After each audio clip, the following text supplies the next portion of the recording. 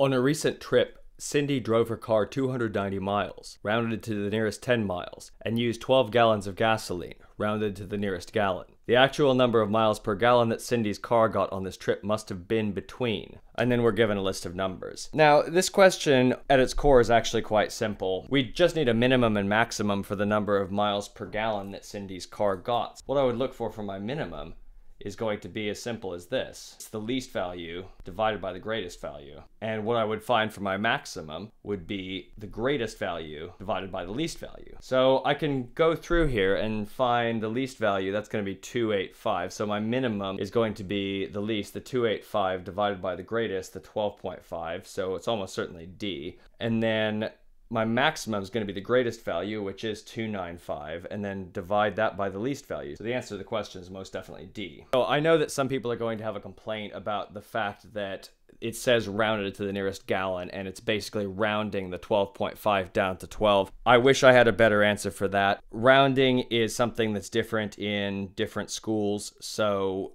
apparently what the GMAT is accepting here is rounding down from 0.5. It's not what I would normally do, but my advice on this is not to nitpick and not to look for reasons to be confused here. Clearly, the test is expecting us to round down from 12.5 to 12. Even if that's not what you learned in school, you're going to have to accept it because that's what the GMAT wants in this case. My advice is not to get lost in details and just move on. That's the way that this test expects you to work. If you enjoyed this video, the best way to support the channel is to click the like button or subscribe on YouTube. And if you're interested, you can click on the information box in the top right corner and you'll get a free 23-page properties of numbers guide. So if you're having trouble with those annoying properties of numbers questions, this is the guide for you. Thanks for watching, and I'll see you in the next video.